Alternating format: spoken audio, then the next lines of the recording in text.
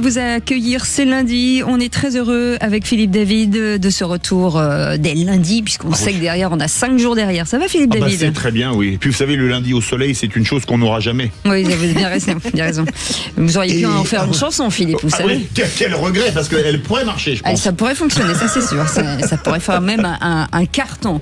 Avec autour de cette table, Philippe Bilger qui est avec nous. Bonsoir Philippe. Bonsoir mes amis. Bienvenue, Bruno Godard est avec nous, auteur et journaliste indépendant. Bonsoir Bruno. Bonsoir Cécile, bonsoir à tous. Marie-Laure Buisson est avec nous, réserviste de l'armée de l'air et auteur de Espionne, 6 agents secrets d'exception et femmes combattantes, 7 héroïnes de notre histoire aux éditions Presse de la Cité. Bonsoir, chère madame. Bonsoir jolie Cécile, bonsoir, toute bronzée, toute belle. Jolie Marie-Laure, comment ça va? Ça Et va. aujourd'hui on va vous faire plaisir parce que nous avons un cadeau à vous offrir. Philippe Bilger va vous annoncer ce que vous allez remporter. On vous écoute J'ai Philippe. le grand bonheur d'en parler. C'est le moment de jouer avec Sud Radio pour gagner votre enceinte Bluetooth The Five du Dans le micro, fabricant Philippe. américain Klipsch d'une valeur de 690 €. Oui. À l'occasion de la journée du vinyle samedi, Sud Radio vous offre l'enceinte The Fives qui peut se connecter autant à vos platines qu'à votre smartphone, votre télévision ou tout autre appareil connecté. Écoutez les vraies voix toute la semaine et envoyez Sud au 7 20 18 par SMS pour vous inscrire au tirage au sort. Bravo. Et bonne chance.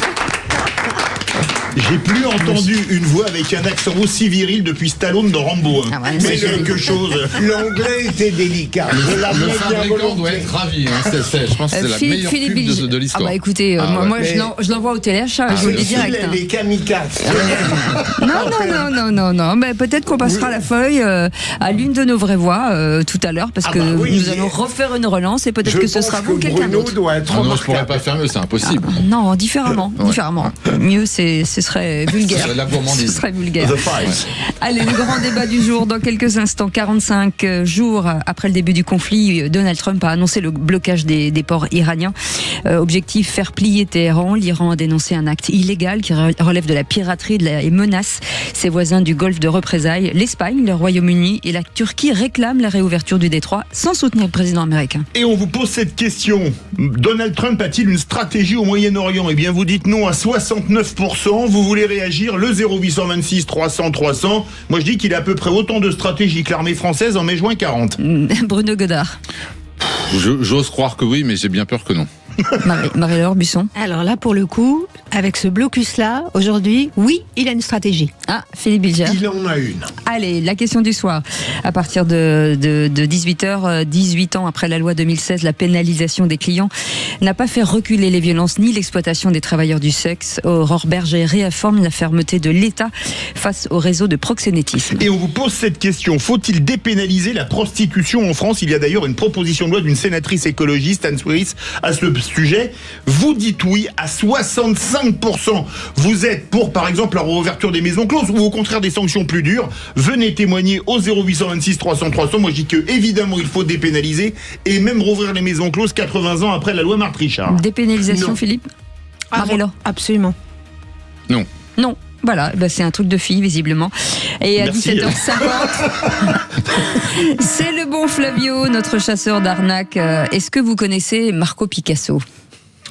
Écoutez. Pour le tableau rare à vendre sur le Bon Coin, toujours disponible? Oui, monsieur, toujours disponible. C'est qui le peintre, du moins l'artiste, qui a fait le tableau? C'est Marco Picasso qui a fait le tableau, monsieur. C'est comme Pablo Picasso. C'est Marco, c'est le grand frère. Voilà. On ne recule devant rien, c'est ça qui est bien. Tout est permis.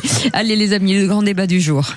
Dans le silence d'une capitale encore bouclée, la délégation américaine repart sans avoir rien obtenu. Du côté américain, la démonstration de force a montré aussi ses limites. Donald Trump annonce un énième changement de stratégie. On ne va pas laisser l'Iran se faire de l'argent en vendant du pétrole à ceux qu'ils aiment et pas aux autres. Les vraies voix Sud Radio. Et pour tenter de faire plier donc Téhéran, Donald Trump a annoncé ce lundi, à partir de 16h, c'était il y a quelques instants, le blocage des ports iraniens avec cette question du jour.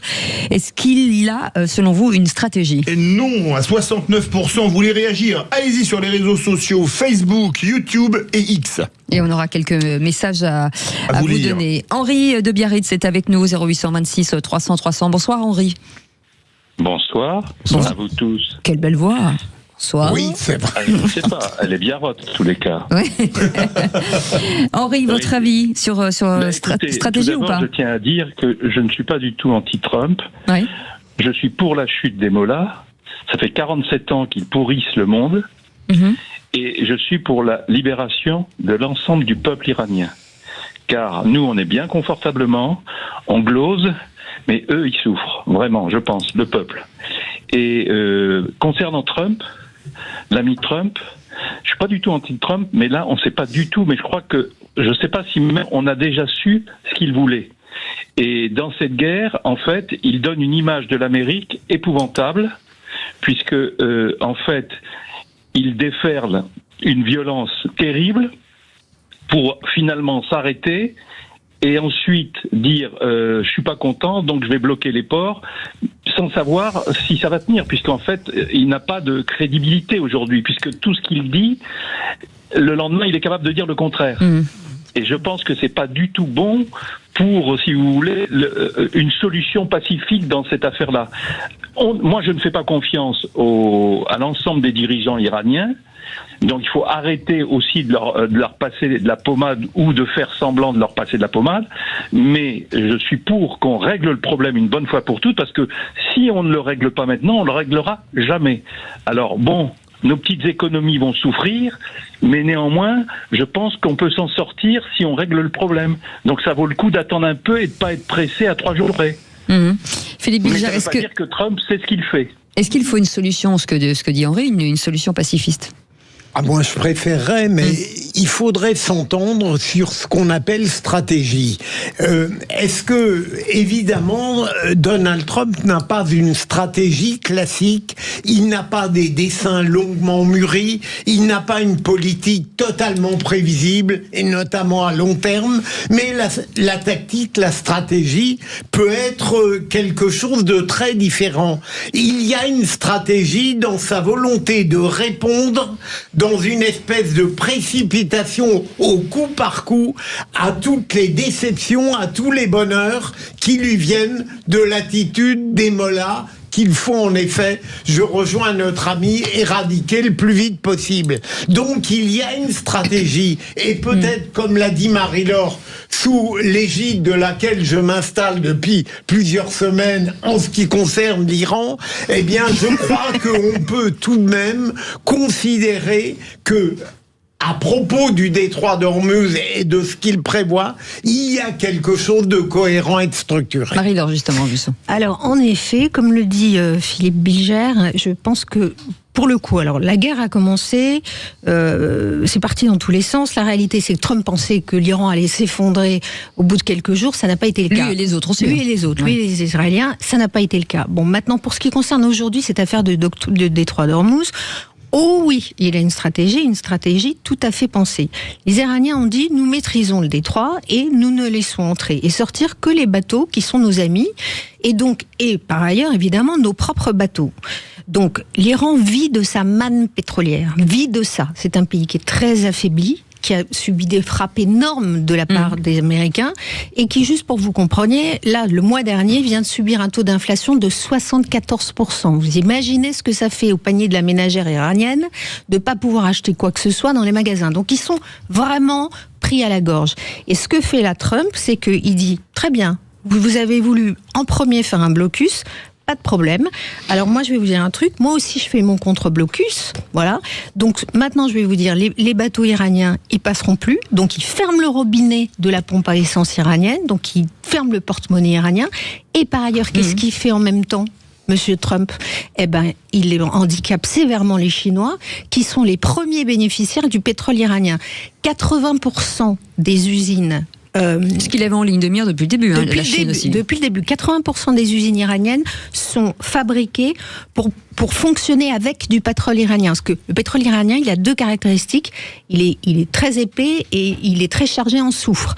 Donc, bref, il faut des moteurs spéciaux pour le raffiner, et ce sont les usines chinoises qui ont ce type de matériel de raffinement.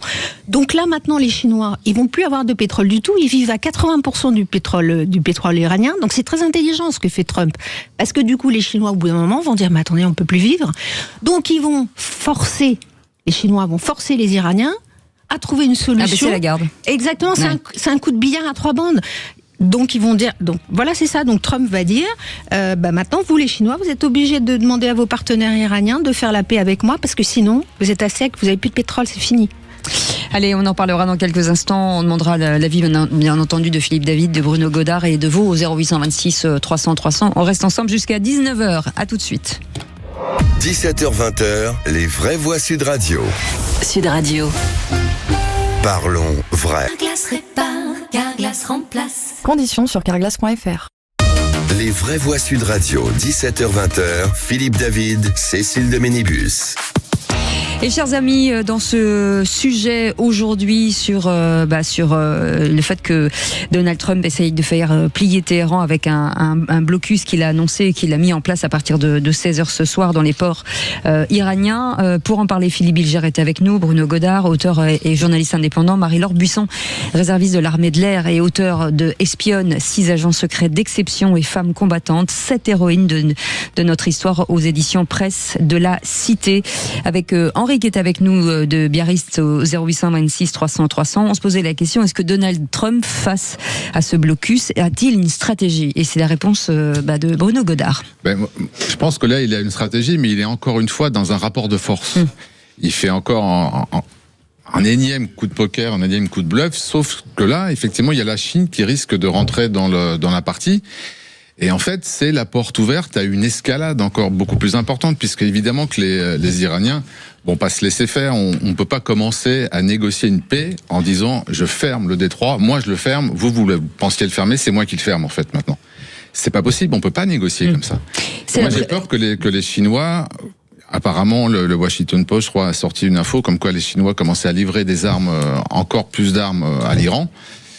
Peut-être que les Chinois vont faire pression sur l'Iran pour négocier, mais peut-être aussi que les Chinois vont rentrer dans la danse et vont armer encore davantage Téhéran. Et c'est ça qui m'inquiète. Oui, mais Bruno, qui est le premier producteur mondial de pétrole ? Alors les États-Unis. Oui. Qui est le premier producteur mondial de gaz naturel liquéfié ? Les États-Unis. Ils n'ont pas d'enjeu. Donc ce que je veux dire, c'est que là, il est le roi du monde. Parce que Trump, il vient de fermer le détroit. Plus personne ne peut s'approvisionner nulle part dans le Golfe Persique, sauf à venir acheter chez lui. Et donc les Chinois... ça, on est d'accord.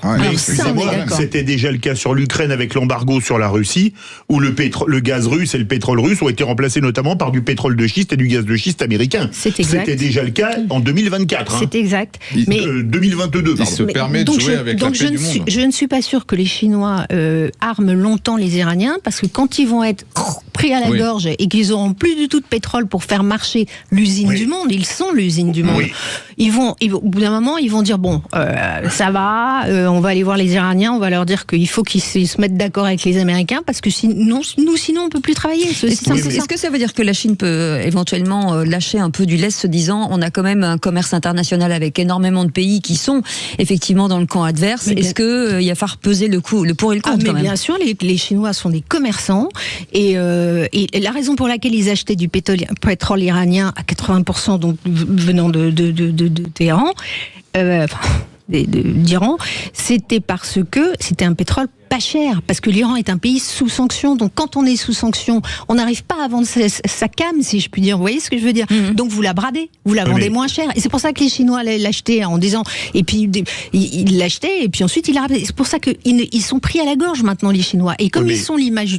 Oui. Non, allez-y. Et comme ils sont l'usine du monde, ils ont besoin impérativement. J'ajoute à ça le fait que il y a énormément de pays qui sont dépendants des énergies fossiles pour fabriquer leur électricité, c'est-à-dire gaz ou pétrole, d'accord ? Nous arrivons à la saison chaude. On va avoir besoin dans tous ces pays-là, toute l'Asie, toute l'Asie va avoir besoin de climatiseurs, brancher un climatiseur, appuyer sur un bouton pour avoir l'air conditionné. Pour ça, il faut de l'électricité. S'il n'y a plus d'énergie fossile, il n'y aura plus d'électricité et ces gens ne pourront plus se rafraîchir. Il y a 1,5 milliard chinois dans ce cas, 1,5 milliard d'Indiens, 685 000 habitants du Sud-Est asiatique, ça fait déjà 4 milliards de personnes qui dépendent justement de ce gaz naturel liquéfié et de ce pétrole d'Ormuz. Vous vous rendez compte ? Donc ça fait un sacré levier pour le père Trump. Donc il faudrait réfléchir. Les Chinois aussi ont de quoi riposter. Ah, certainement. Alors là, je vais vous donner quelques exemples. Il y en a un qui est tombé hier. La Chine a vendu 623 milliards de dollars de bons du Trésor américain qu'elle détenait.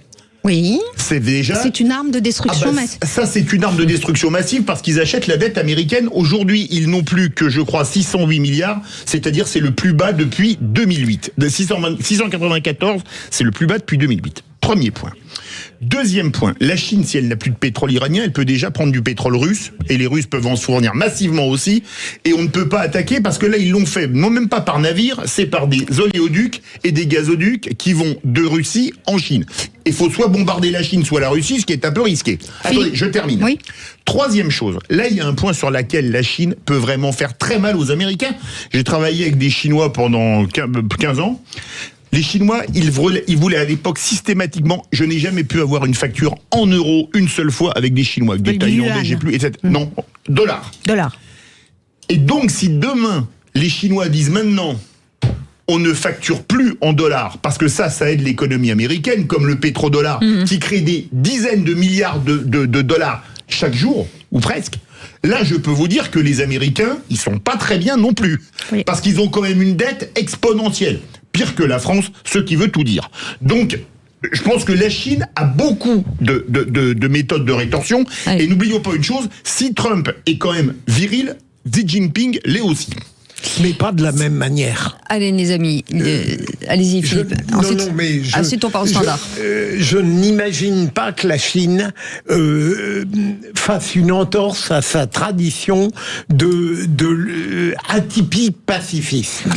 0826 300 300. Luc est avec nous du Perreux-sur-Marne. Bonsoir, Luc, bienvenue. Bonsoir.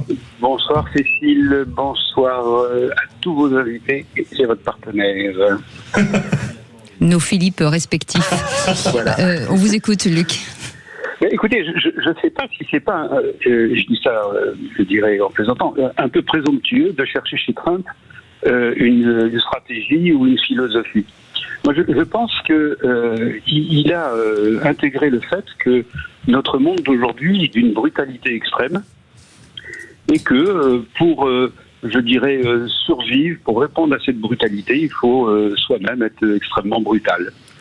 Qu'est-ce qu'on va négocier avec des gens qui veulent anéantir un pays, comme l'Iran avec Israël, comme les Houthis avec Israël? Qu'est-ce qu'on veut négocier avec Xi Jinping qui veut absolument régner sur la mer de Chine et comment dirais-je, et nuire à nos intérêts et aux intérêts d'une partie du monde.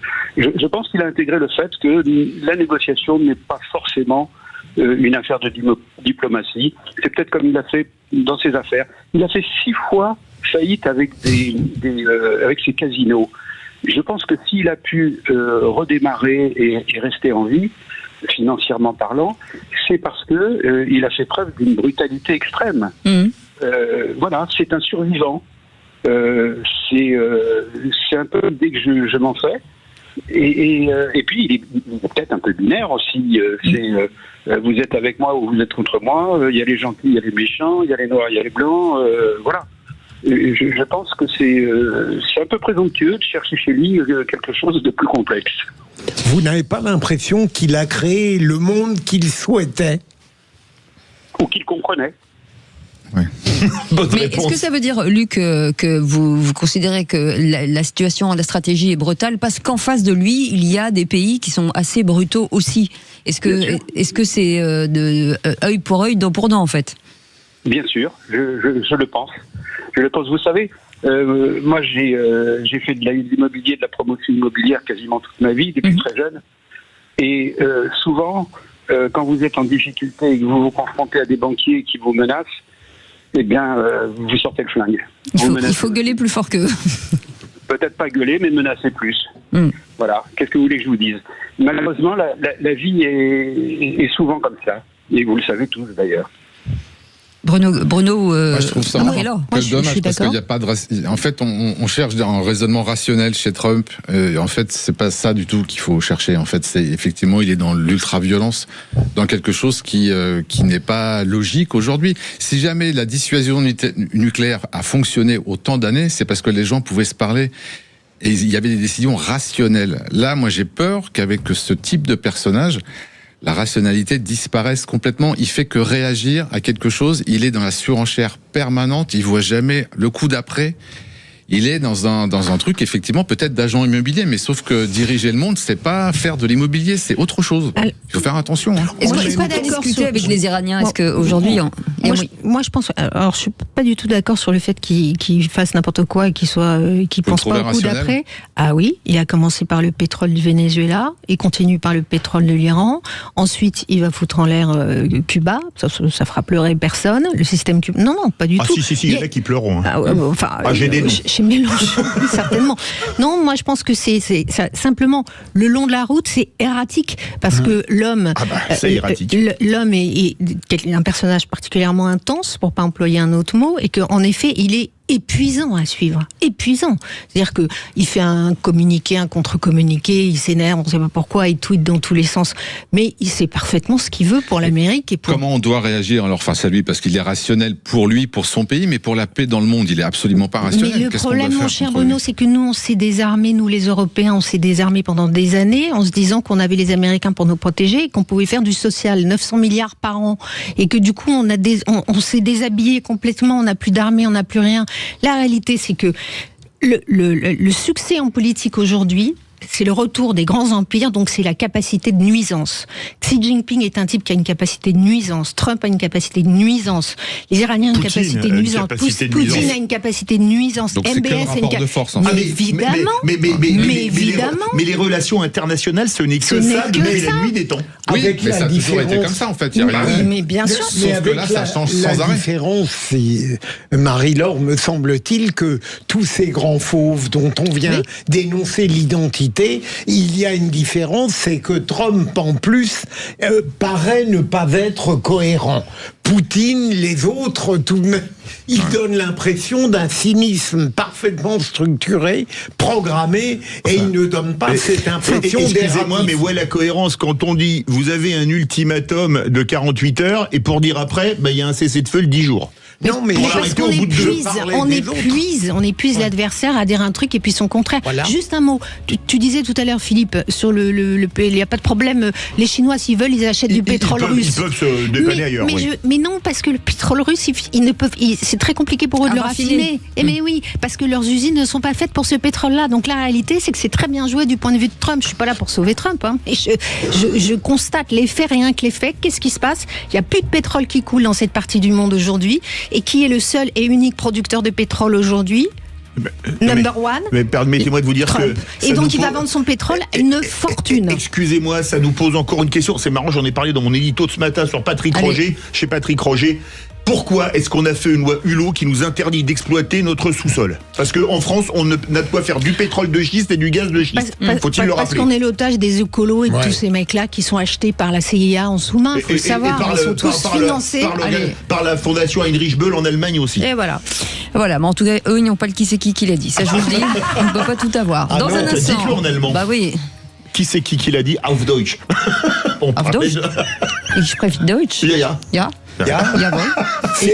Mais maintenant qu'on a entendu Bichard parler anglais. Ich bin krank.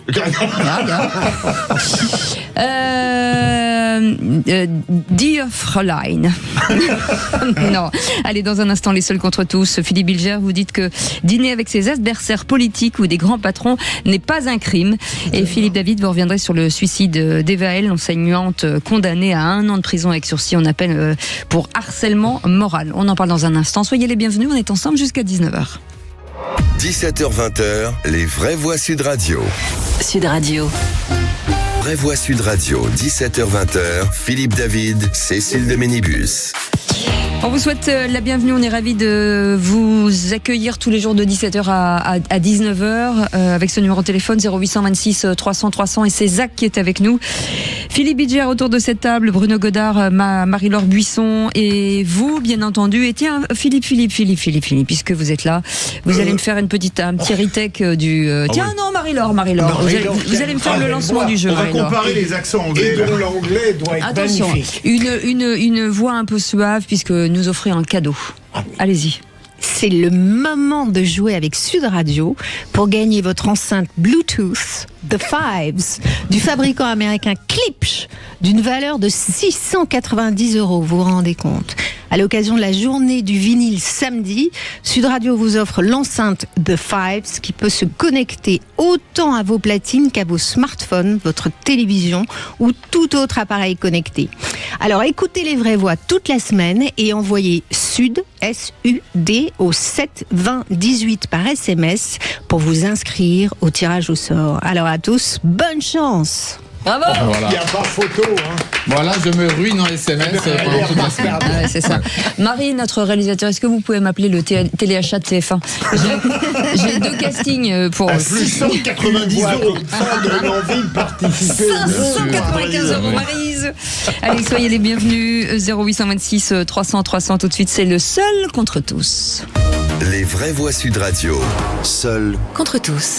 Philippe Bilger, dîner avec ses adversaires politiques ou de grands patrons n'est pas un crime. Absolument. J'ai entendu ce matin, ça m'arrive, quelqu'un sur France Inter qui questionnait Jean-Philippe Tanguy et qui à un certain moment lui a dit « Mais est-ce que vous ne craignez pas qu'en discutant avec les grands patrons ou les hommes, les femmes politiques qui ne sont pas de votre avis, vous donniez à vos partisans le sentiment que vous appartenez dorénavant au système ». J'ai trouvé que c'était une absurdité de poser cette question, comme si en réalité il fallait mettre de l'idéologie non seulement dans une grande partie de notre vie intellectuelle et politique, c'est une évidence, mais même dans les dîners. Et Jean-Philippe Tanguy, qui est tout sauf bête, a dit « Mais il est tout à fait légitime de déjeuner avec des patrons auxquels on a envie d'exposer clairement notre programme et éventuellement d'écouter leurs conseils. » Mais dans quelle France vit-on où le fait de dîner avec un adversaire politique ou avec un grand chef d'entreprise apparaît comme une dégradation alors que ça pourrait apparaître comme le signe d'une parfaite tolérance démocratique, même si le dîner n'est pas bon. Moi, je suis entièrement d'accord avec Philippe. Je trouve que le monde se meurt de ces gens qui ne se parlent plus. Et en fait, c'est hyper important de rencontrer les gens, surtout quand ils ne sont pas tout à fait sur votre ligne, pour échanger, effectivement, pour amender un programme, pour avancer, en fait, ensemble. On vit dans une société et on doit vivre ensemble. C'est hyper important de se parler, surtout quand on n'est pas d'accord. Alors, moi, je suis d'accord avec Philippe Bilger, mais avec un gros iota. Alors, on va rajeunir un peu, hein. On revient 45 ans en arrière. Le dîner entre François Mitterrand et Jacques Chirac pour atomiser Valéry Giscard d'Estaing à la présidentielle. C'est de la politique, ça. Oui, mais alors là, ça me rappelle une citation d'Édouard Herriot, mais je vais pas la faire parce que sinon Philippe Bilger va me reprocher d'être répétitif. Oui, ça, vous pouvez y aller, vous mettre dans tous les domaines. Et donc, c'est pour ça. Alors oui, évidemment, moi, ça me choque pas qu'on dîne avec des grands patrons. On a tous déjà assisté d'ailleurs à des gens qui sont à des bords politiques pas du tout les mêmes, qui buvaient des coups dans des cocktails et qui pouvaient même plaisanter ensemble et se tutoyer. Vous voyez ce que je veux dire? Mais aujourd'hui, ça fait partie de la violence du débat politique. Ce qu'il y a de fou, c'est qu'on devrait être, depuis 66 ans, la 5e République, 68 ans, la 5e République, une démocratie apaisée. D'accord? Mais je pense qu'elle n'a jamais été aussi violente qu'aujourd'hui. Jamais le discours politique n'a été aussi violent. Même à l'époque où les communistes étaient staliniens et qu'ils traitaient les gaullistes de fascistes.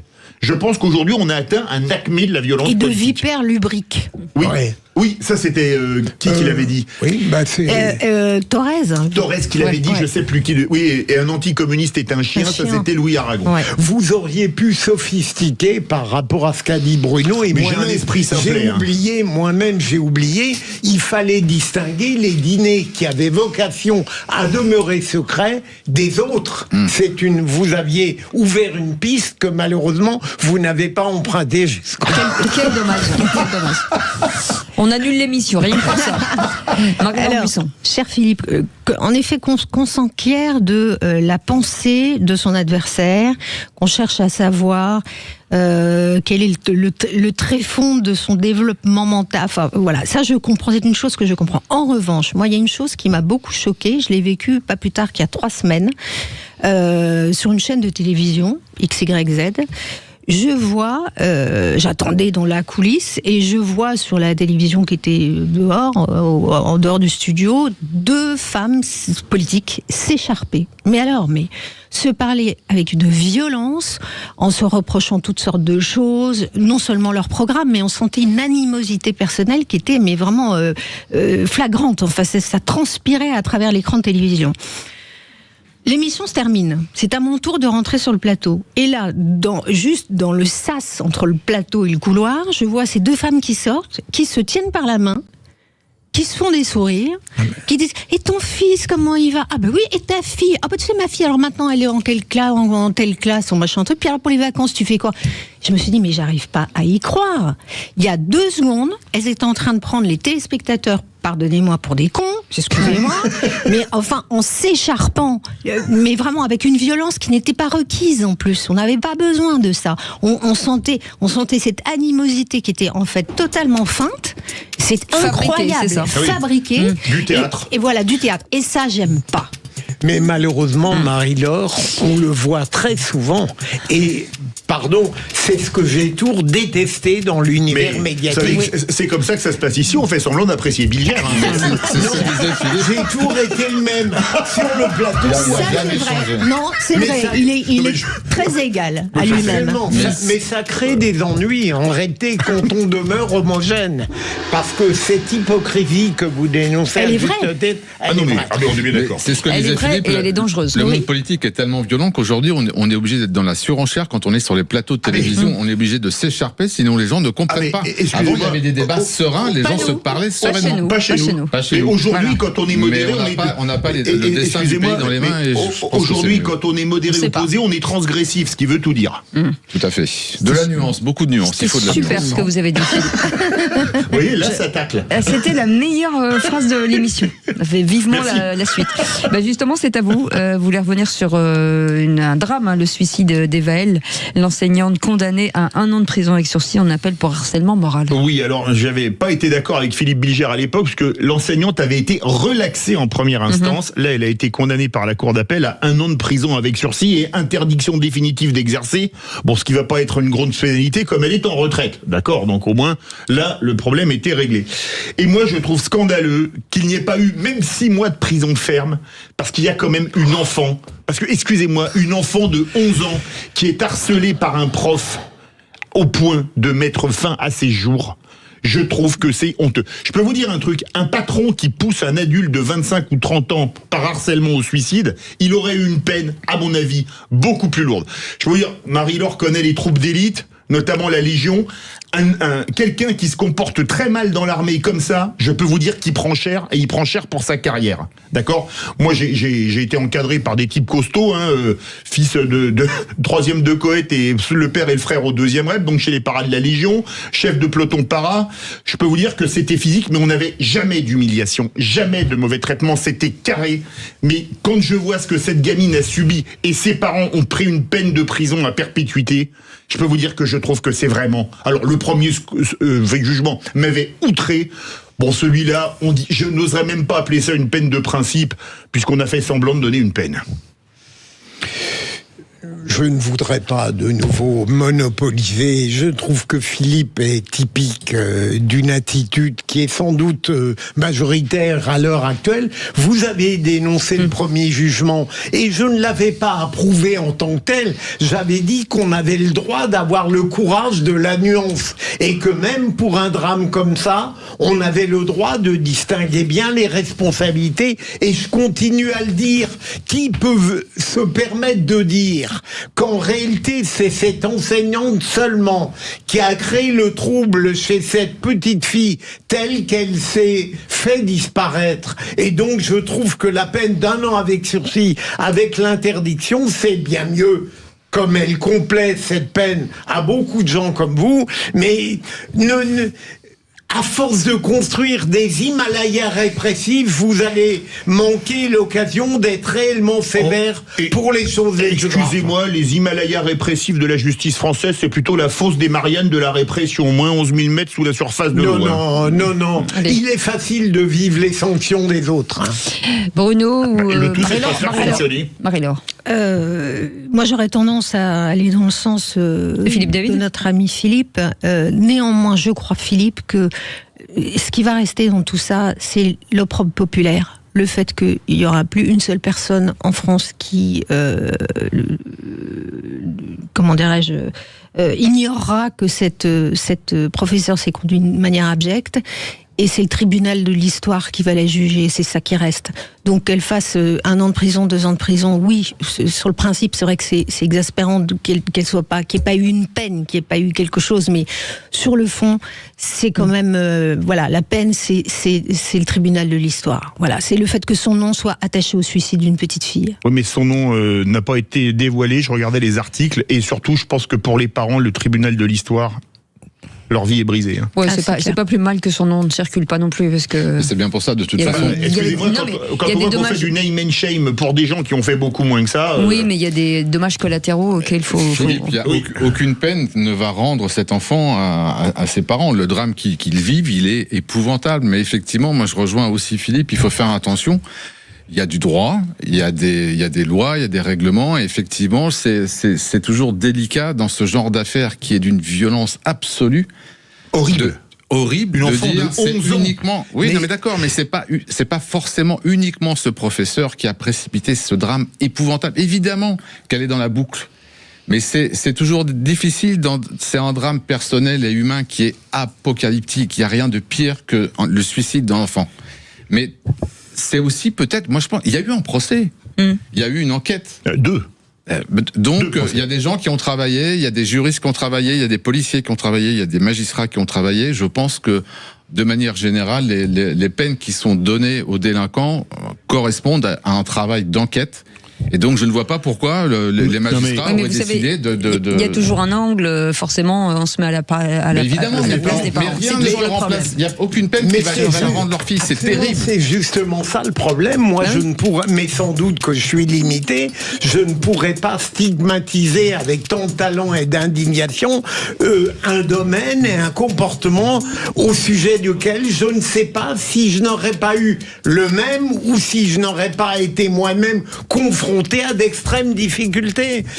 C'est très facile. Et quand on est face à des gosses, on n'a pas le même comportement que face à des adultes. Et déjà, face à des adultes, on se comporte bien, on ne les humilie pas devant tout le monde, etc.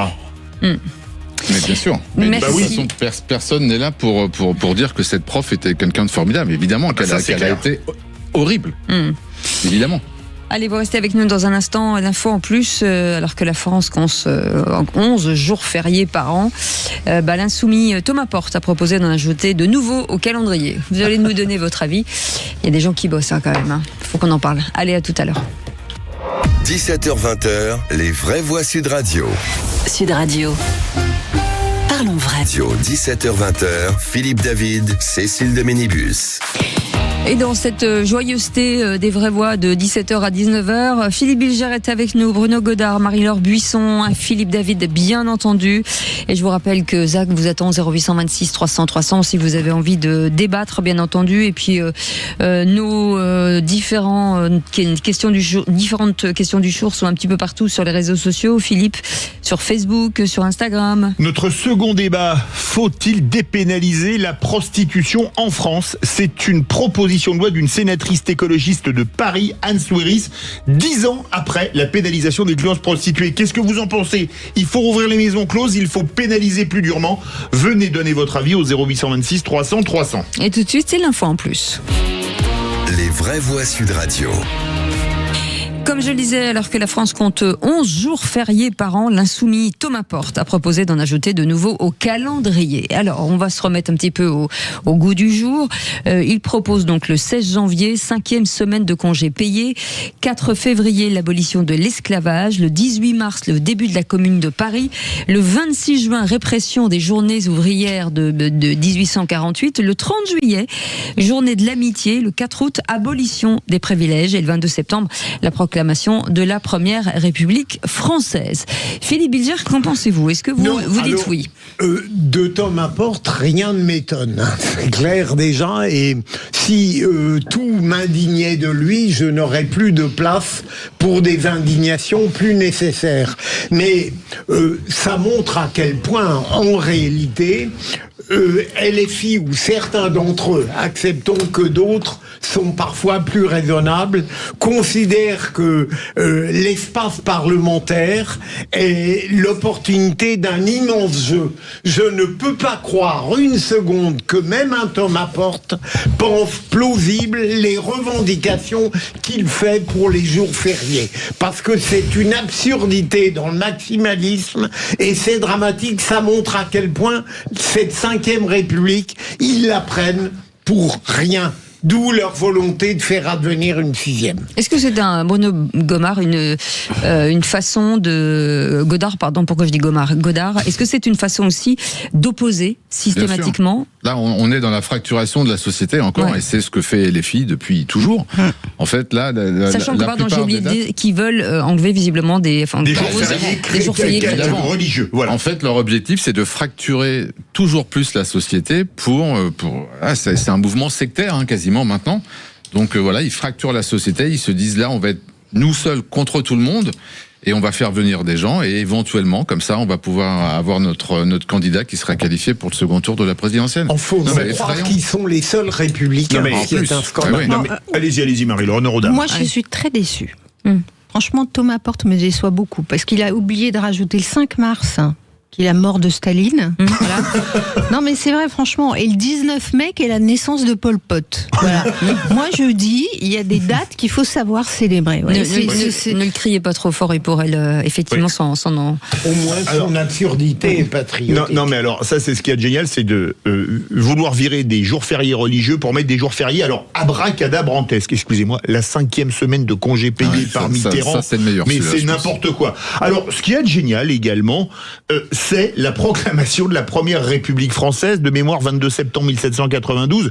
Quelques mois après, c'était la terreur et les têtes tombaient en veux-tu ou en voilà, place de Grève, place de la Révolution et partout en France, ce qui fait d'ailleurs pousser des cris quasi jouissifs à Antoine Léaumont, qui ne peut pas s'empêcher au moins une fois par semaine de déclarer son amour pour Robespierre, qui est le pire sanguinaire de la Révolution et même à mon avis de l'histoire de France.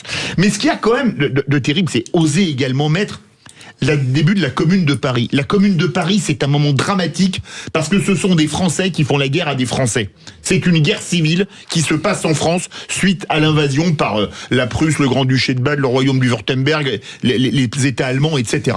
Et donc, c'est un moment de blessure pour les Français, qu'on soit de droite ou de gauche, on ne peut avoir que le cœur brisé quand on passe au mur des fédérés à côté du Père-Lachaise, peu importe son origine politique. Donc, comme le disait très justement Bruno, c'est pour diviser, mais quitte à mettre des jours fériés qui mettent des trucs un peu sérieux, quoi, parce que franchement, la journée de l'amitié, le 30 juillet... Il y a la journée du bisou qui existe, il aurait pu mettre la journée du bisou. Je préférerais la journée de la passion amoureuse. Il y a la journée de la crêpe aussi, pourquoi on ne fait pas la journée de la crêpe? Puis quand on voit voit les gens de LFI, la première chose à laquelle on pense, c'est l'amitié, bien sûr.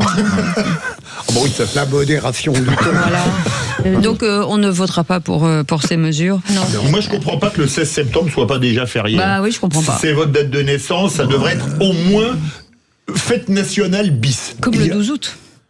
Pour Patrick Roger, oui, Bien sûr. Bah, si. Absolument. Et vous, c'est le 13, non? Oui. Ouais, c'est ça. Bon, on fera le pont. Bon, on fera le pont le 12 et 13. Il y a des aberrations. C'est sûr. Et on remettra ça avec Philippe Bilger le 31. Allez, tout de suite, c'est notre ami Flavio. Bonsoir, mon cher Flavio. Il y a un jingle, normalement. Je vous le dis ça, je dis rien, Marie. Ah ouais, il n'y a pas de jingle, vous l'avez oublié, vous le savez pas? Eh ben je vais le faire à la bouche. Oui, avec Flavio, c'est formidable. Qu'est-ce que c'est bien, l'arnaque du jour. Voilà, ouais, j'ai fait ce que je pouvais. Ça va, mon bon Flavio, comment ça va? Ben ça va bien, et vous? Bon, écoutez, ça va. Moi, j'en apprends moi, j'adore les peintres.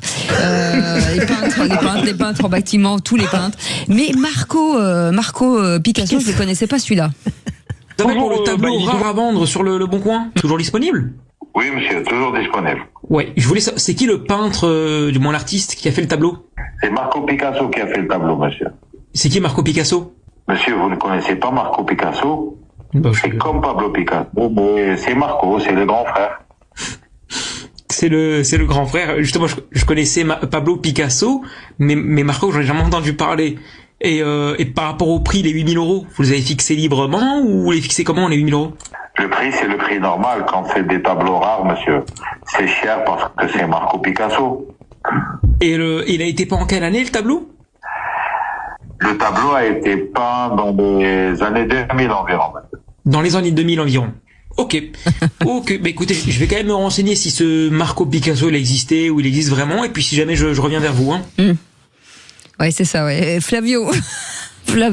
Pardon Flavio, on vous a coupé la chic, ce qu'on peut dire tout à l'heure, mais ce Marco Picasso, donc ça veut dire que si on compte bien, Philippe David, oui. Ça fait qu'aujourd'hui à peu près 150 ans. Hein, oui, parce que je crois que Pablo était né en 1814, voilà. Donc si c'est son frère aîné qui l'a peint dans les années 2000, il a 130 ans, quoi. Ouais, il a de la dextérité à la main. Hein. Ouais, oui, mais s'il est à Parkinson, je crois qu'il vit en coloc avec Jean-Michel Van Gogh, hein, le frère de Vincent. Et Roger de Vinci. Oui, il va bien, Jean-Mimi? Oui, il est un peu fort. C'est tous ces gens qui ont des familles. La semaine dernière, il est vraiment qui ont des grandes familles, c'est dingue, c'est dingue. Et ces gens qui ont le goût de raconter des histoires, mon Flavio. Vous pouviez négocier parce que 8 000 € c'est quand même un peu cher. Hein. Ouais. Et il est beau ce tableau ou pas? C'est quoi comme période de Marco Picasso? Comment il est ce tableau?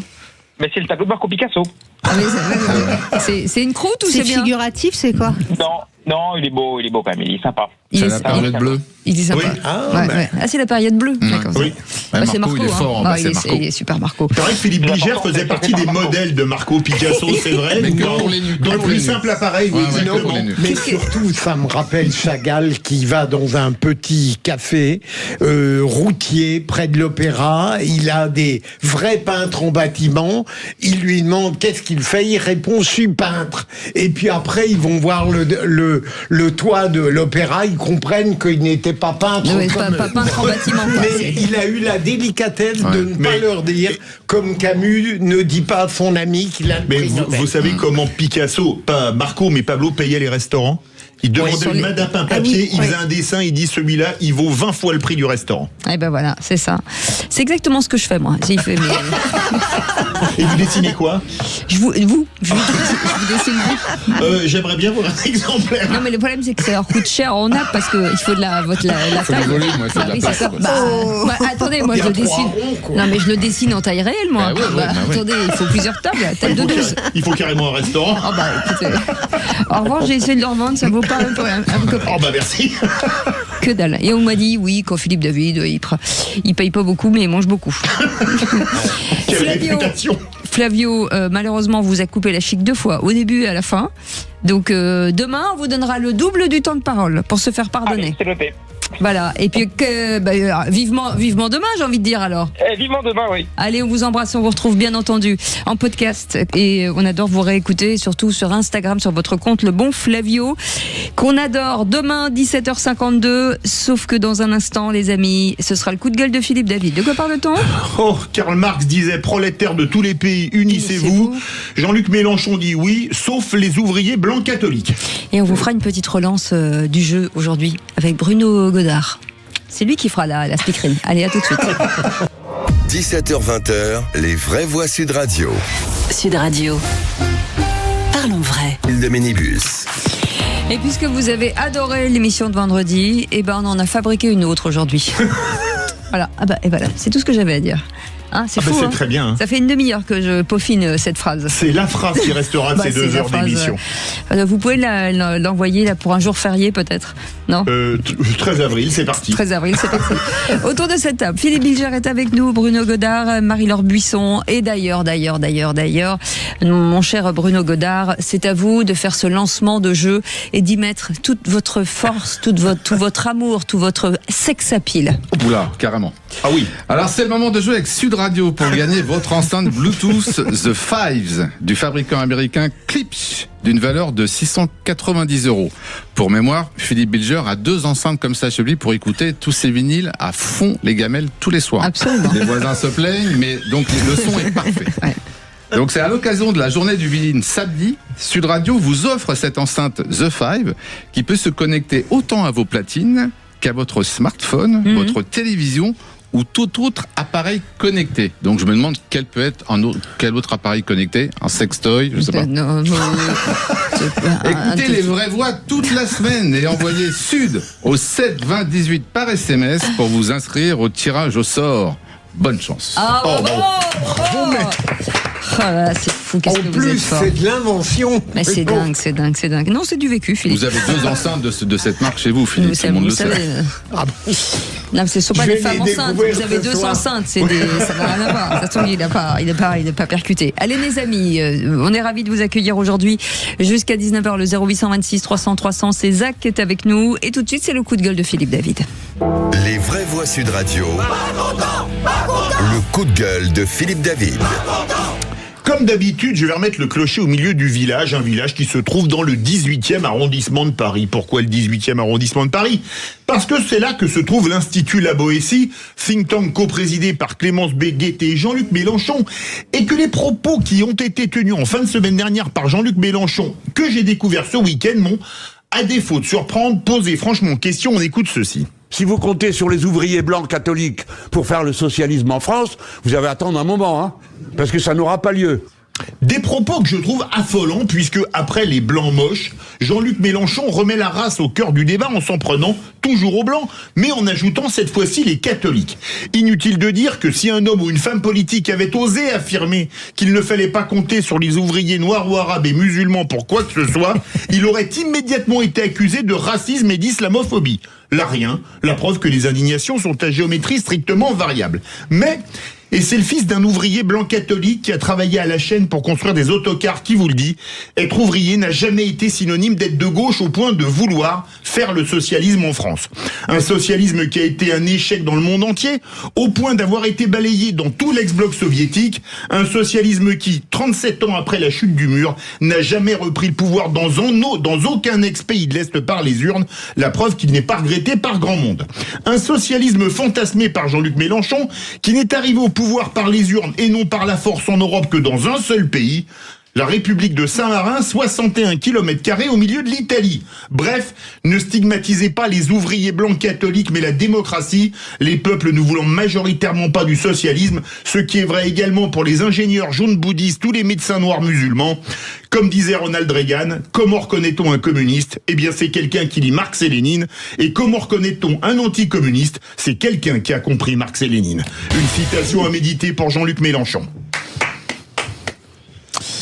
Allez, Philippe. Ce qu'il y a d'extraordinaire, c'est de voir à quel point Jean-Luc Mélenchon, derrière l'habilité qu'on lui prête, est en réalité très très maladroit.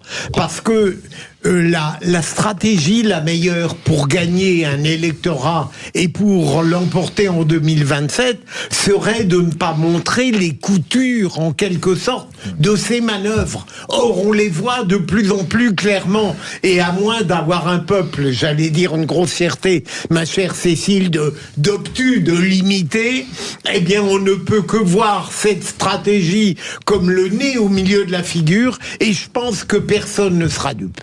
Moi, ça me fait beaucoup rire venant de la part de quelqu'un qui, me semble-t-il, est blanc et porte le prénom de 2 apôtres des évangiles, Jean et Luc.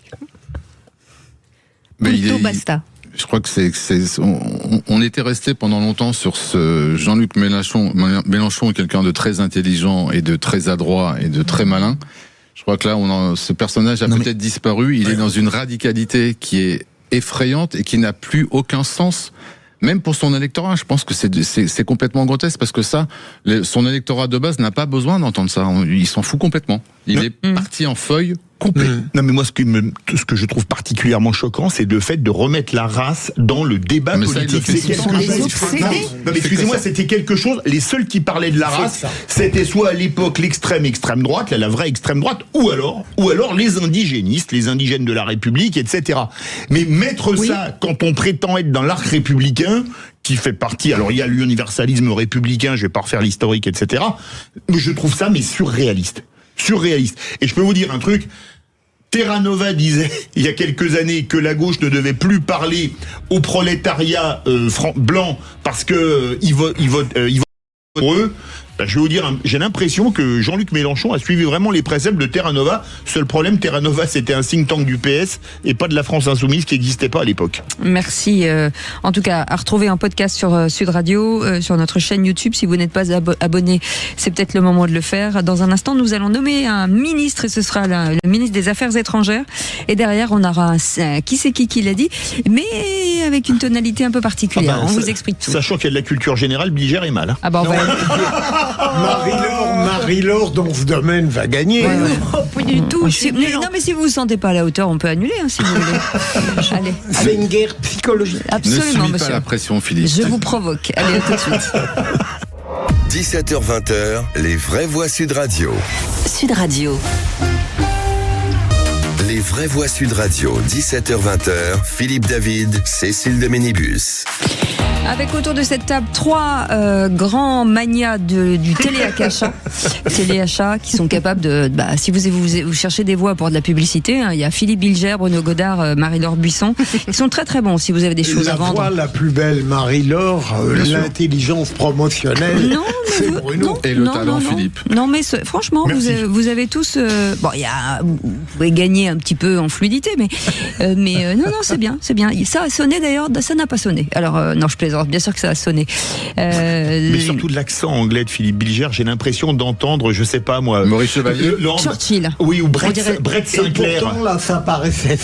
Non, Brett Sinclair, vous vous rappelez, dans Michael Monvautre, avec son accent de Lord anglais. J'ai l'impression que vous avez une sorte de frustration, presque de jalousie. Il est en famille, bien sûr. Tu l'as pas fait, toi, t'as pas vendu l'enceinte. Non, il n'a pas... Il est interdit de vendre. Il a une voix magnifique. Vous la vendrez avant la fin de l'émission, Philippe. Écoutez. En attendant, ici, on nommait un ministre. Ça vous dit? Ah oui. J'adore. Surtout comme il y en a un dont on raffole pas. On y va. Les vraies voix Sud Radio, si j'étais ministre. Qu'est-ce que je vais devenir? Je suis ministre, je ne sais rien faire. Et c'est un ministre dont j'adore le prénom. C'est Gabin qui est avec nous de Carmaux. Bonsoir Gabin. Bonsoir monsieur le ministre. Bonsoir et merci à tous de m'accueillir avec autant d'entrain. Écoutez, on est très heureux d'avoir un nouveau ministre des Affaires étrangères. On a envie de connaître votre feuille de route, mon cher ministre. En premier, une feuille de route assez simple puisque j'aimerais mettre la France au centre de l'Union européenne. La remettre un peu plus décisionnaire dans tout ce qui se passe. Et de quelle façon ? Est-ce que vous avez déjà essayé de mener d'essayer de rallier les autres pays à notre cause pour mener une politique énergétique commune, une politique de défense commune où on se ferait pas léser par d'autres pays comme l'Allemagne ou la Suède par exemple. Et du coup, essayer de faire comprendre aux autres pays qu'il va falloir essayer de nous prendre en compte parce qu'on est quand même une sacrée puissance. Oui, c'est vrai, vous avez raison. Philippe Bilger, il a raison de... Oui, mais alors, je le respecte infiniment. Comme il a pris la relève de Jean-Noël Barrot, il n'y a aucun problème. mais j'ai l'impression, à vous écouter, monsieur le ministre, que au fond, il y a quelque chose d'un peu Dominique de Villepin. Vous dites que on va faire des choses capitales, mais j'aimerais savoir comment ce sera possible. Tout simplement, en fait, quand vous allez aujourd'hui discuter avec d'autres chefs d'État ou alors d'autres ministères extérieurs, parce que bon, évidemment, comme tous les ministres, j'ai pas toutes les compétences et je m'entoure bien. Donc, monsieur Bilger, je fais largement appel à vos services, en temps voulu. Bon, alors, vous voulez avoir une politique la meilleure idée catastrophique. Est-ce que monsieur le ministre sait peut-être de moins se soumettre, en tout cas à ce que dit l'Union européenne? Est-ce que c'est de poser des choses et d'imposer ce qu'on a envie, de reprendre de la souveraineté sur certains sujets, par exemple? C'est un peu ça, c'est-à-dire que là on l'a vu par exemple pour le Mercosur, on a eu l'impression de ne pas avoir une autre mot à donner. Il aurait fallu d'abord, on va dire, essayer de bien faire comprendre, faire passer l'Union européenne le marché de l'Union européenne, et les producteurs qu'on peut y trouver, avant d'aller signer des accords extérieurs, alors que c'est défavorable à beaucoup de pays européens et surtout à la France. On n'aurait pas dû laisser faire, surtout depuis 20 ans. Marie-Laure Buisson. Je réfléchis. Ah bon, réfléchis. Bruno Godard. Non, mais je suis parfaitement. Bien sûr, on voudrait. Sur le principe. Sur le principe, bien sûr, on voudrait que la France soit comme au temps de Louis XIV, qu'on soit le phare du continent européen. Le problème, c'est que pour être un phare, il faut être puissant, et pour être puissant, il faut être un pays pas ruiné. Et nous sommes ruinés. Donc, il faut qu'on retrouve une économie stable. Il faut que on en impose par notre diplomatie à nos voisins. Il faut qu'on arrête d'aller baiser les babouches de tous les dictateurs du monde entier. Je pense à monsieur Tebboune, puisqu'il reçoit aujourd'hui le pape, par exemple. Voilà. Donc, il y a un moment donné, il faut avoir des ambitions, mais il faut avoir les moyens de ces ambitions. On a des trucs à vendre, quand même. Oui. Industrie de défense, on est remarquable. Thales, Dassault, MBDA, tout ça, formidable. Alors, ça tombe bien, il y a la guerre partout. Bruno Godard. Je pense que la France est quand même centrale en Europe. C'est quand même un des pays qui compte. On a beau dire que l'Allemagne... Non, mais oui, mais faut arrêter de penser que la France... mais ça l'est moins. Non, moi je veux pas verser dans ce on n'est pas les derniers du carrosse non plus. Mais les Allemands nous prennent vraiment pour quantité négligeable. De moins en moins, notamment sur la politique de sécurité européenne, je pense que Emmanuel Macron est certainement un président relativement médiocre au niveau national, mais à l'international, il est pas si mauvais que ça. Et moi, j'ai quand même la sensation que depuis qu'il est là, il a réussi à imposer une voix qui compte en Europe et qui compte un peu dans le monde. Alors évidemment, si ça on pourrait être mieux. Même ça, c'est sûr. En Algérie, c'est remarquable ce qu'il a fait. En Algérie, ça a toujours été délicat. Ça fait depuis toujours, c'est délicat. Ça a toujours été compliqué avec l'Algérie. Parce qu'on a décidé que ça allait l'être. Il y a un moment donné, on va leur dire voilà, ça suffit. Oui, mais ça a toujours été comme ça. Depuis 62, c'est compliqué avec l'Algérie. Oui, mais parce qu'on n'a jamais fait ce qu'il fallait faire. Mais peut-être. Mais on ne peut pas reprocher à Macron de ne pas avoir fait ce qui n'a pas été fait depuis 1962. Non, mais lui aurait pu le faire. Il l'a mal géré. Il l'a mal géré. On a suffisamment de choses à lui reprocher. Je pense qu'aujourd'hui, la France est quand même un pays qui compte, non seulement en Europe, mais aussi dans le monde. Et ben voilà, monsieur le ministre, vous avez réussi à les fâcher tous les deux. C'est bien. Ce qui prouve que... Comme quelqu'un de compétent, je sème la discorde. Voilà. Et puis, excusez-moi, mais Gabin étant de Carmaux, on peut dire qu'il est allé à la mine. Oh non, mais c'était parfait jusqu'à présent, Philippe. Et puis votre contentement devant vos mots prétendus. La mouche dans l'air, mais c'est ça, il est content de lui. C'est ça qui est déprimant. Non mais Philippe David, son meilleur public, c'est lui-même. Oui, mais c'est mignon, il a la tête d'un enfant de 5 ans. C'est vrai, ça, Il a un fripouille qui vient de dire une bêtise. Va dans ta chambre, Philippe. On a des enfants de 5 ans qui sont brillants.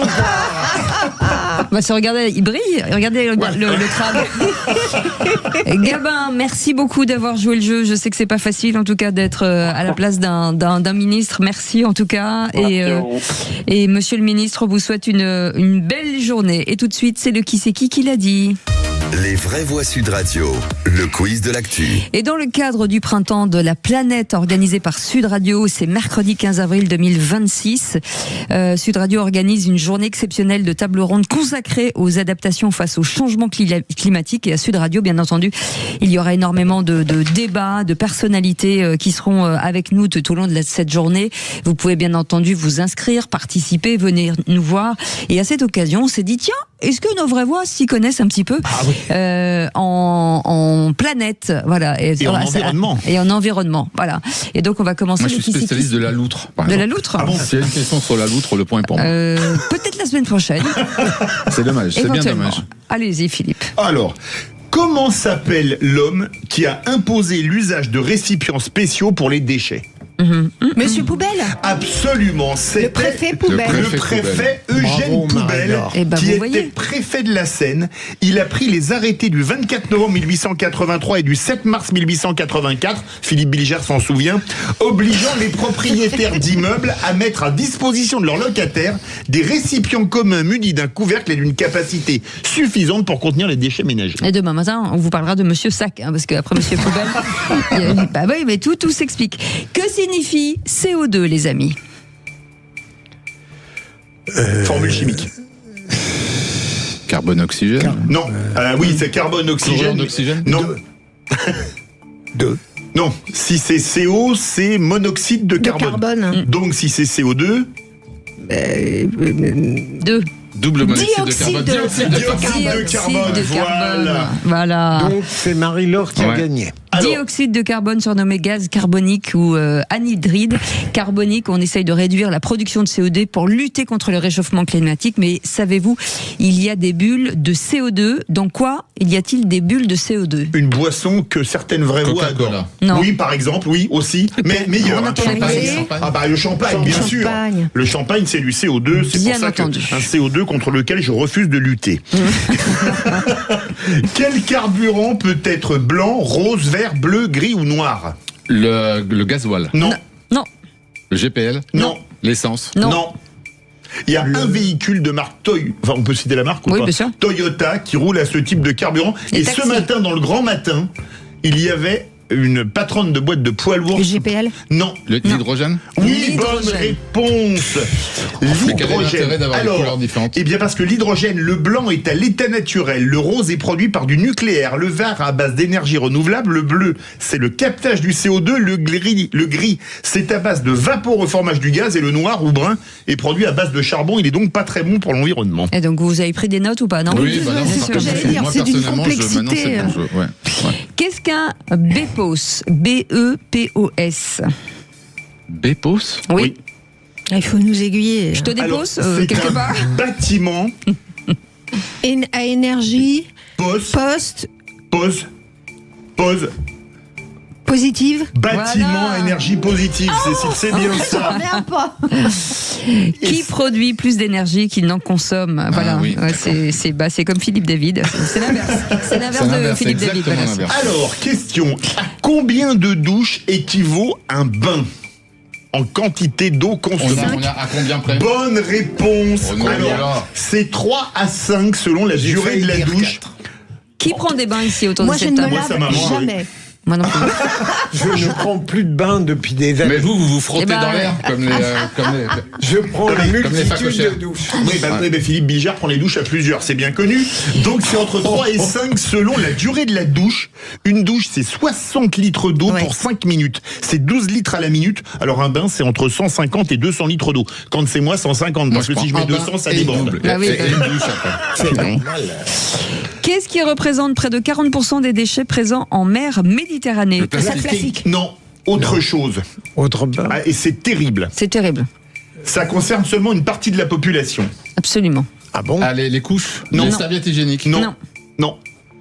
Les médicaments? Donnez-nous une indication. Ça se porte à la bouche. La bouche. La cigarette et Les mégots. Alors là, allez-y, Cécile, c'est terrifiant. Seul un mégot sur 2 est jeté à la poubelle dans l'espace public. Les autres sont malheureusement jetés dans la rue. 53% dans les voies d'écoulement des eaux usées. 25% et même dans les espaces verts pour 22% au contact de l'eau. Les mégots relâchent des substances particulièrement toxiques, dont l'arsenic et l'ammoniac, et se fragmentent même en microplastiques, causant les ravages sur les écosystèmes de la biodiversité. Voilà. Qui fume autour de cette table ? Pas moi. Moi, j'ai tous les vis. Ah bon ? Ouais. Et la vis de 6 mm, vous l'avez ou pas ? Tous les vis. Tous les vis. Vous êtes même pour doucher avec Bilger ? Ouais. Mais pour moi, ça, c'est pas du vice. C'est l'amour de l'art. C'est une sorte de compagnonnage. C'est du plaisir. C'est du plaisir simple. Mais il le répète tellement qu'il y a la nostalgie de ce qu'il n'a pas pu faire. Eh bien, écoutez, en revanche, j'avais bien vu Philippe Bilger 0, 3-3. Voilà. On fait une série de tirs au but. Alors, qui a gagné sur le... J'ai dit cigarette, 3-3. il a dit mégot. Mais il a dit mégot, donc mégot, oui. Ouais, c'est ça. Oui. J'ai essayé de vous aider, mais qu'est-ce que vous voulez que je vous dise ? Mégot, je savais, mais vous êtes trop rapide. Ouais, c'est ça. Et plastique, vous ne l'avez pas Mais demandé. pour une fois, vous n'avez pas mégoté sur les points. Non. Elle est fumeuse, votre réflexion. Dans un instant, la question du soir, les amis. 10 ans après la loi 2016 contre la prostitution, Aurore Berger réaffirme la fermeté de l'État face au réseau de proxénétisme. Et il y a une proposition de loi aussi. Oui, de dépénaliser la prostitution. C'est la sénatrice écologiste Anne Souris qui l'a déposée. Et pour le moment, vous dites qu'il faut dépénaliser la prostitution en France à 66%. Et vous avez beaucoup de commentaires sur YouTube. Vous pouvez réagir ailleurs, bien sûr. Dépénaliser, oui, mais en combattant parallèlement les réseaux de traite humaine. Et il y a Julien, c'était Alain qui disait ça, et Julien lui répond exactement: légaliser et mieux cadrer et sanctionner sévèrement les proxénètes. Vous voulez réagir ? Le 0826 300 300. Soyez les bienvenus, on est ensemble jusqu'à 19h.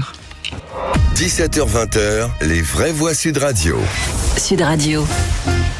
Parlons vrai. 20h, Philippe David, Cécile de Ménibus.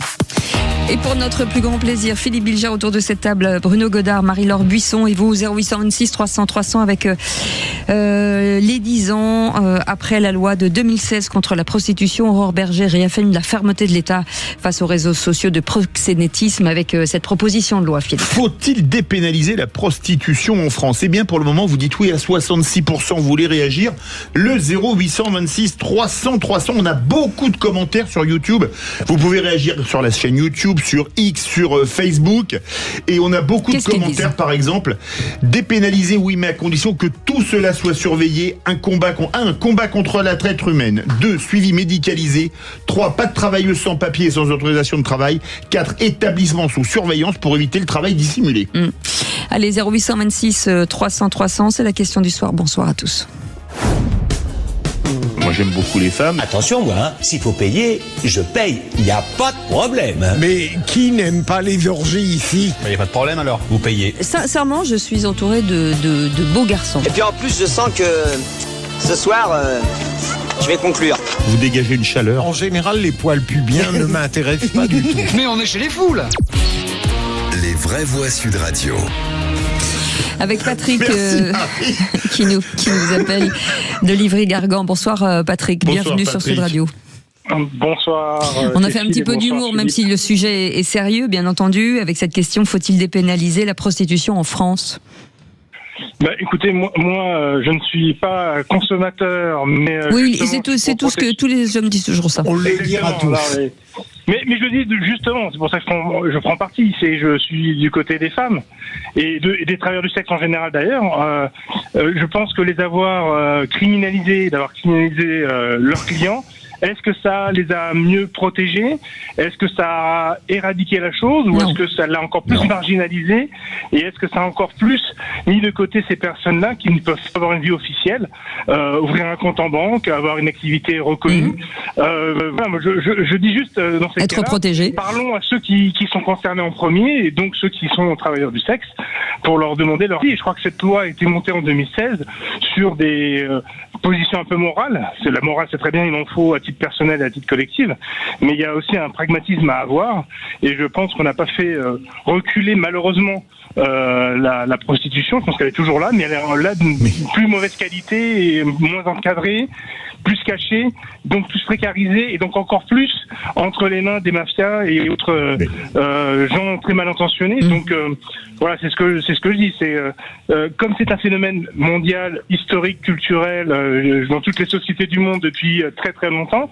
Est-ce qu'on a trouvé une solution qui vraiment protège ceux qui travaillent dans le sexe, à tout niveau? Je pense pas. Donc c'est pour ça que quand quelque part on a perdu un combat, il faut le reconnaître et à ce moment-là dire au moins protéger pour le mieux ceux qui sont dans ce secteur-là, quoi. Il a raison, Patrick Philippe David et Philippe Biger. Si j'ai bien, oui, je dirais globalement, il a tout à fait raison. Et par rapport au sujet qu'a choisi Sud Radio, évidemment, j'ai encore lu avec plus d'attention les journaux que je lis tous les jours pour avoir une pénétration acceptable. Mais plus sérieusement, on constate que personne n'est satisfait de cette loi de 2016. Et alors qu'on se plaint de la pauvreté des verbalisations, je suis même étonné tout de même que la police parvienne, alors qu'elle a tant de travaux par ailleurs, à verbaliser tant de gens, alors qu'elle pourrait considérer que c'est vraiment pas sa tâche prioritaire, et qu'au fond, j'ai cru comprendre que verbaliser des clients, c'était une erreur par rapport à des entreprises bien plus vastes où ils pourraient renseigner la police à propos de véritables réseaux et de véritables trafics. Donc, avoir puni le racolage, ça n'a pas décriminalisé. Ah non, on a dépénalisé le racolage. Oui. Le racolage a été dépénalisé. C'est les clients de prostituées qui ont été pénalisés. C'est ça. Mais c'est ça. Pour moi, vous avez totalement raison. Je vois que vous connaissez parfaitement le sujet. Et donc, objectivement, c'est pas une réussite. Non, mais alors là, ce que je trouve terrible, c'est que 10 ans après cette loi, on apprenait en fin de semaine dernière que jamais il n'y avait eu autant de prostitution de mineurs. Voilà. D'accord, via les réseaux sociaux sur Snapchat, WhatsApp, etc. Donc moi je préférerais que ce soit organisé comme en Espagne, comme en Allemagne, comme en Belgique. Ça n'empêche pas la prostitution de mineurs, ça. C'est pas parce que c'est organisé que vous n'allez pas avoir une proposition de... Une différence près, c'est que dans ces cas-là, on sanctionne très durement ceux qui ne vont pas dans les lieux. Là aussi, de toute façon, ça reste illégal. Prostituer quelqu'un de mineur, ça reste illégal. Et ça, évidemment. Oui, mais c'est pas parce que... Surtout, il faut voter. Il faut voter une loi au terme de laquelle, si on a recours à un mineur prostitué, c'est de facto un viol. Bien sûr. Un viol. Voilà. Et donc, c'est 50 taux le minimum. Oui. Voilà, c'est ça. Les amis, on a 0826 300 300. Émilie qui est avec nous. Bonsoir, Émilie. Bonsoir. Bonsoir, Cécile. Émilie, je peux donner votre métier? Tout à fait. Vous êtes escorte. Voilà. Que pensez-vous de ce besoin, en tout cas cette proposition de dépénaliser, selon vous?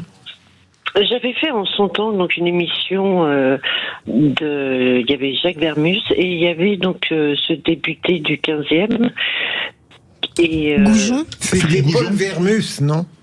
Oui, Paul Vermus, oui. Et Philippe Goujon. Le député, c'était Goujon. Ouais, Philippe Goujon, absolument. Voilà. Et ils comprenaient pas qu'il y a plusieurs sortes de prostitution. Vous avez des prostituées de rue, vous avez des escortes, vous avez des milliers de façons de se prostituer. Vous avez des filles qui font de la domination, d'autres pas du tout. Voilà. Il ne peut pas qu'une seule forme de prostitution, ça c'est important. Et ça veut dire que vous, selon vous, il faudrait compartimenter. Qu'est-ce que vous pourriez proposer? Disons qu'on est toutes des femmes très libres. D'accord. Voilà, et nous ce qu'on voudrait... Pas toutes, parce que certaines sont sous la main de proxénètes, je suis pas sûre qu'elles soient vraiment libres. Oui, bien sûr, mais ça fait partie de la traite des êtres humains. Bien sûr. Donc après, c'est déjà condamnable, ça.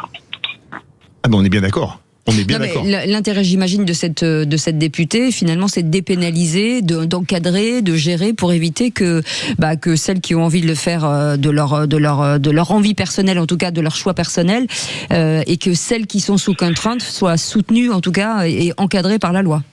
Mais en fait, ce qui s'est passé, c'est qu'il y a 10 ans, quand ils nous ont mis la pénalisation des clients, 350 € d'amende. Du coup, les clients, qu'est-ce qui s'est passé? J'ai un retour derrière, c'est un peu pénible de m'entendre parler. Ah, vous avez un retour. Vous avez le haut-parleur? Ouais. Alors, faut pas mettre le haut-parleur. Coupez le haut-parleur et mettez bien le téléphone à l'oreille. J'ai le téléphone à l'oreille. Mais c'est pas grave. Donc, je disais que qu'est-ce que je disais? Quand il y a eu la pénalisation il y a 10 ans, les clients... Oui, il y a 10 ans, ils ont pris le pouvoir. Et c'est bien là que c'est le problème. C'est-à-dire que maintenant, ils disent, bon, je viens venir te voir, mais moi, je risque 350 € d'amende. Il y en a aussi qui ont eu 1500 et un stage. Hein. Après, reste à savoir l'argent qu'ils ont donné donc à l'association d'Uni pour nous sortir. Il y avait une proposition, effectivement, il y avait le côté aussi rééducation de ces filles qui demandaient de l'aide et qui voulaient sortir de la prostitution. On allait leur donner le RSA d'entrée. Il y avait des propositions pour certaines même de leur donner les papiers français. Je ne sais pas où ça en était. Marie-Laure, Bruno. Vous avez moins de clients depuis que le client est pénalisé, ou ça n'a pas changé en volume de clients, mais ça a changé dans leur attitude? Surtout. Et dans la violence. Il y a beaucoup plus de violence. Psychologique et physique, effectivement, depuis cette loi, car ils ont pris le pouvoir. Ah oui, c'est terrible, ce témoignage. Oui. Moi, je prends des risques pour venir te voir, donc fais-moi un prix sur la prestation. Ah oui, d'accord. Ouais, c'est-à-dire que c'est vous. Cette loi fait que vous en pâtissez encore plus, finalement. Oui, bien sûr. Et que pensent les... Enfin, j'imagine que vous côtoyez, vous connaissez d'autres escortes. Est-ce qu'elles vivent la même chose que vous? Ah oui, bien sûr. Il y a une... On est soudés dans ce métier-là, ou c'est vraiment chacun pour soi? Non, on est soudés. Ouais. Ouais, on est soudés. Excusez-moi, Émilie, je vais vous poser une question. Est-ce que l'État, quelque part, il n'est pas un peu faux d'herche, vous me passerez l'expression, parce que il pénalise les clients de prostituées, mais vos revenus, vous ne devez pas les déclarer en BNC, en bénéfices non commerciaux? Absolument. Donc l'État est proxénète? Bien sûr. Oui, c'est vrai que vu comme ça. Non, mais il faut poser la question. Mais franchement, il faut avoir le courage de poser la question. C'est que l'État est quand même très content de récupérer de l'argent. Mais bien sûr. Ce qui est quand même assez dingue.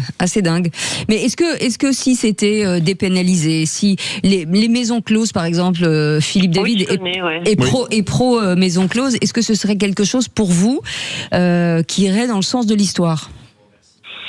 Non, je verrais plus quelque chose, pas comme une maison close, comme on a pu connaître avant la Deuxième Guerre mondiale. Je verrais plus quelque chose comme une colocation, comme un coworking. C'est ce que pas d'avoir une mère maquerelle qui nous dit soit tu vas là, toi tu fais ça. Oui, c'est-à-dire que d'avoir un endroit où chacune a son espace. C'est ce que propose Jean-Philippe Tanguy, le député RN, qui a proposé une coopérative en fait où toutes les femmes ou hommes d'ailleurs. Vous savez, les propositions du RN, sachant que ces gens-là sont complètement homophobes, je m'en méfie. Oh, ils sont pas tous homophobes, pas Jean-Philippe Tanguy. Assume, je crois, d'être homosexuel. Ils sont jamais cachés. D'autant plus, il n'est pas contre lui-même. Mais le RN a pour habitude d'être quand même homophobe, donc. Non, ça c'est effectivement votre.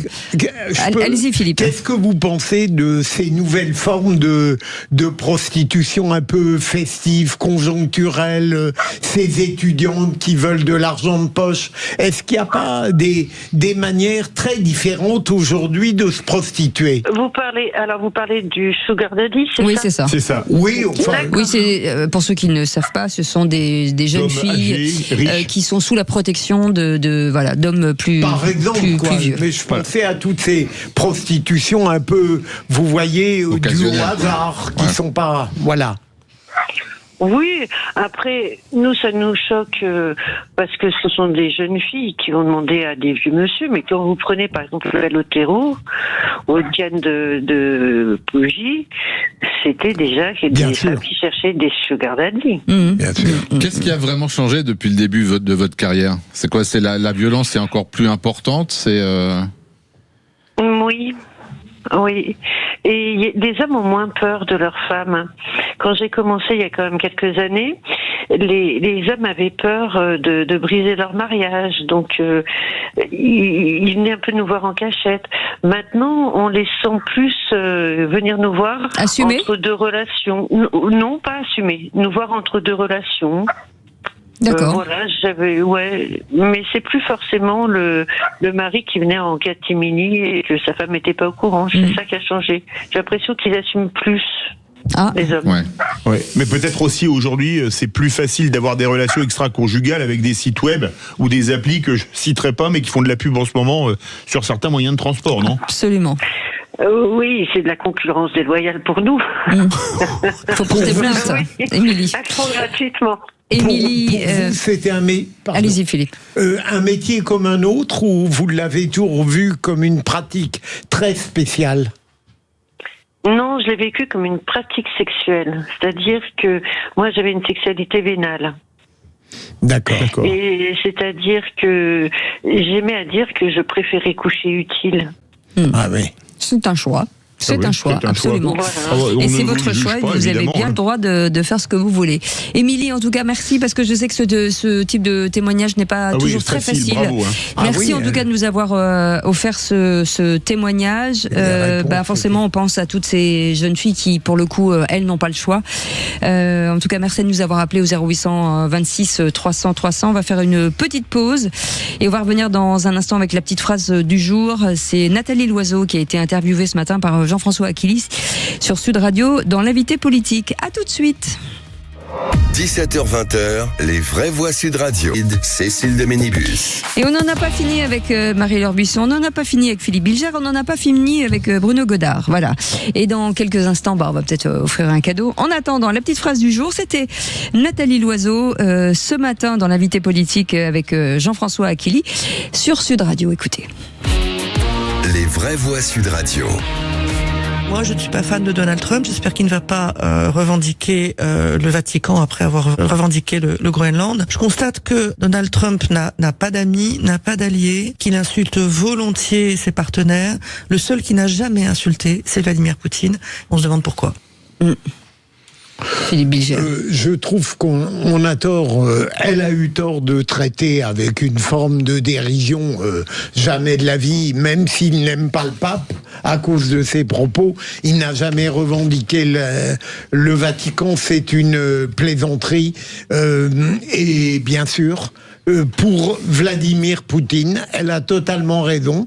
Il pourrait accabler les autres de la même manière qu'il le fait parfois de manière grossière avec Emmanuel Macron. Bruno. Oui, allez, Bruno. Oui, mais je pense, de toute façon, cette petite phrase n'a pas tellement d'intérêt, si ce n'est effectivement de dire que Trump et Poutine, finalement, au bout du compte, ce sera peut-être le seul couple d'amis. Voilà, mais c'est bien triste, mais bon, c'est un peu d'intérêt tout ça. Moi, ce qui m'énerve, c'est que c'est tellement facile quand on est responsable politique de venir à un micro et de déverser des ordures sur Trump parce qu'il prête le flanc en permanence. C'est super facile. Voilà. Bon, moi, j'aimerais bien que Madame Loiseau vienne nous parler de Monsieur Tebboune et de son comportement, par exemple. Mais elle le fera pas. Voilà. Ah dis donc, vous avez d'autres dossiers, vous. Non, mais là, c'est-à-dire que là, c'est l'indignation à géométrie variable comme d'habitude. Ça, c'est systématique. Très bien, les amis. Nous allons faire le 0826 300 300. Et nous avons peut-être... vous savez quoi? Vous allez répéter ce qu'il a gagné, Philippe avec David. Une voix un peu... suave. Je sens le porno des années 70. Oui, c'est le moment de jouer avec Sud Radio pour gagner votre enceinte Bluetooth The Fives du fabricant américain Klipsch d'une valeur de 690 €. À l'occasion de la journée du vinyle, samedi, Sud Radio vous offre l'enceinte The Fives, qui peut se connecter autant à vos platines qu'à votre smartphone, votre télévision ou tout autre appareil connecté. Écoutez les vraies voix, toute la semaine et envoyez Sud au 72018 par SMS pour vous inscrire au tirage au sort. Bonne chance. Oh là là, vous m'avez enivré, Philippe. Incroyable. Quel talent, quelle J'ai eu du mal à revenir, Philippe. À mon avis, il y a beaucoup de femmes qui se parlent. Ah, mais non. Moi, j'étais dans les années 70 avec Alban Serret. Ouais. Voilà. Pour ceux qui ont la ref, bien entendu. 0826 300 300, nous partons directement à Mâcon, les amis. Et c'est Jean-Luc qui est avec nous. Mon cher Jean-Luc, bonjour. Bonsoir. Oui, bonjour Cécile, bonjour à toute l'équipe. Comment ça va, Jean-Luc ? Ça va très bien, ravi de vous entendre et je vous écoute tous les soirs, vous êtes mon petit bonheur du jour et j'adore le coup de gueule de Philippe David, à chaque fois c'est un grand moment. Merci. Un grand moment de radio. Et vous n'êtes pas le seul puisque ça cartonne sur les réseaux sociaux, c'est important. Ouais, c'est génial. C'est important de serait le pas dire. Le cousin de Philippe David, ce jeu ne serait pas Non, j'ai pas de famille à Mâcon, par contre il y a d'excellents breuvages là-bas. Ah oui, c'est vrai. Vous êtes les bienvenus à Mâcon pour venir déguster nos breuvages, bien sûr. Alors c'est Mâcon, pas Macron, parce que ça n'a rien à voir. Ah mais là j'irai avec grand plaisir. Là, oui, dès qu'il y a bouffé, de toute façon, vous y allez avec grand plaisir. Non, et puis le nom de la ville. Oui, c'est. En tout cas, mon cher Jean-Luc, nous sommes très heureux de vous offrir cette enceinte Bluetooth The Fives du fabricant américain Klipsch d'une valeur de 690 €. Bravo! Merci beaucoup, super, génial. Je suis ravi. Et vous allez en faire quoi? Je crois que ça va servir entre autres à regarder des films avec un super son. Ouais, ça c'est vrai, ça c'est vrai. Ça c'est vrai. Vous avez des vinyles ou pas? Oui, j'ai aussi des vinyles, mais j'ai surtout une grosse collection de DVD, de Blu-ray et beaucoup de CD aussi. Ah, voilà, donc vous allez passer des très jolies soirées grâce à notre partenaire. Exactement, je pense à vous. Eh ben, en tout cas, génial. merci beaucoup, Jean-Luc. Merci à vous. Merci d'avoir joué. On vous embrasse et on vous retrouve demain puisque vous nous écoutez tous les jours. Oui, exactement. En sortant du travail, vous êtes mon petit moment de détente et de plaisir. Eh ben, moi, je l'aime d'amour. Jean-Luc, je l'aime d'amour. Bravo, Jean-Luc! Bravo! Merci. Jean-Luc est un grand cru de Mâcon. Ah, exactement. Et dans un instant, mes amis, on va parler pas mal de choses avec vous, Philippe David. Et oui, on va commencer par parler des retraites. Et 50% des Français à peu près, c'est un sondage qu'ils disent qu'il faut baisser les retraites pour baisser la dépense publique, réduire la dette publique. Venez témoigner au 0826 300 300. Vous pensez qu'il faut baisser les retraites ou que c'est une folie ? On a été contacté par une personne qui a une toute petite retraite et qui dit j'arrive pas à m'en sortir, qui veut témoigner. On commencera avec elle, mais venez témoigner au 0826 300 300. On parlera ensuite de la discipline dans les lycées. Vous avez vu ce prof qui se fait tabasser à Montpellier. Alors vous êtes enseignant, vous êtes parent d'élèves, vous êtes élève, vous avez constaté de la violence ou vous dites non, c'est un épiphénomène. Venez témoigner au 0826 300 300. Et comme on parlait de la prostitution, qu'on n'a pas pu prendre tous les appels, vous pouvez également réagir, mais de toute façon, c'est vous qui faites le programme avec François-Louis Bourneau et moi-même sur Sud Radio. Absolument. D'ailleurs, merci Marie, bien entendu, Antonin, Quentin, François-Louis qui sera avec vous dans quelques instants, et Zach. Et sur le marché financier qui est dit irrationnel, mais à cause des investisseurs, est-ce que notre cerveau nous joue des tours? La réponse tout de suite avec Thomas Binet, les incontournables de la bourse. Et je vous retrouve demain à partir de 17h avec Philippe David. Belle soirée à vous.